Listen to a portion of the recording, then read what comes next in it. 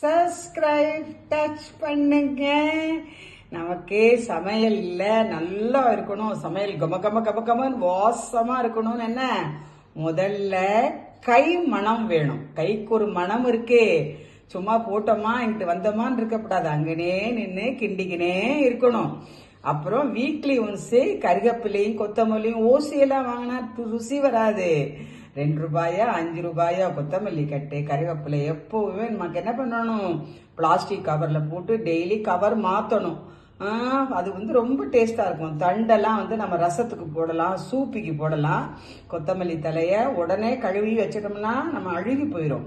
எப்ப சமைக்கிறோமோ அப்ப எடுத்து தண்ணியில போட்டுட்டு அலசிட்டு போகணும். தக்காளி பாருங்க, ரொம்ப சீப் இல்ல.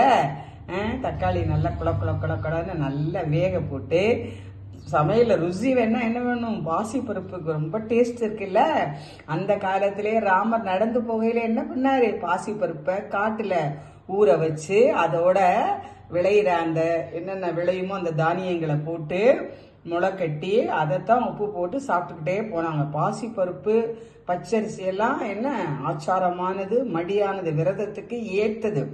பாசி பருப்பு தக்காளி பச்சடி சாம்பார் ரொம்ப துவரம் பருப்போட பாசிப்பருப்புக்கு சுவை கூட.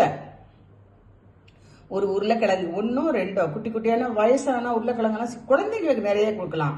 குட்டி குட்டியா நறுக்கிட்டு அதோட பூண்டு நச்சு போட்டு கொஞ்சம் மிளகாத்தூள் உப்பு போட்டு பெசரி வச்சுட்டு அதை எண்ணெயில எத்தனோண்டு எண்ணெய் அள்ளி ஒரு கிண்டி மூடி வச்சிருங்களே, ரொம்ப டேஸ்டா கம கம கம கம்மன்னு வாசம் வரும் பாருங்க. அதே மாதிரி கொண்டக்கடலையை நல்லா ஊற வச்சு ஒரு டப்பாவில் கவுத்து வச்சோ துணியில கட்டி வச்சோ முளை கட்டிட்டு கொண்டக்கடலையோ சுண்டக்கடலையோ தட்டைப்பயிரோ பயறு வகைகள் தினம் சேர்த்துக்கிட்டா அவ்வளவு நல்லது. அது குக்கர் சாதம் ரொம்ப ருசியா இருக்கும். குக்கர் சாதம் அவ்வளோ நல்லா இருக்கும். அழகா நல்ல குக்கர் சாதம் மட்டும் கொஞ்ச நேரம் ஒரு 1 hour ஊறணும், இல்லை 1/2 hour ஊறணும். தண்ணி கொதிக்க வச்சு ஊற்றணும். 1க்கு 3, நாம குழைவா வருகிறோம் 4 கூட ஊற்றலாம்.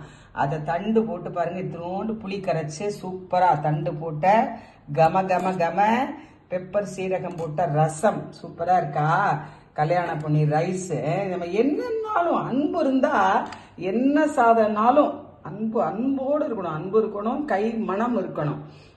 அப்ப சாப்பாடு தானே ஆட்டோமேட்டிக்கா நல்ல ஒரு ருசி வரும். அப்படியே பிணைஞ்சு கையில அப்படியே கையெல்லாம் நமக்கு ருசி வர மாதிரி சாப்பிட்டுட்டு ஸ்டைலெல்லாம் இருக்கக்கூடாது. சாப்பாட்டுல இறங்கி சாப்பிடணும் சாப்பாடு. வாங்க அப்பதான் வீட்டுக்கு வாங்க, வாக்கையிலேயே சப்ஸ்கிரைப் பண்ணுங்க. உங்களுக்கு வேணுங்கிறத நினைச்சு பாருங்க. கல்யாண சமையல் சாதம் காய்கறிகளும்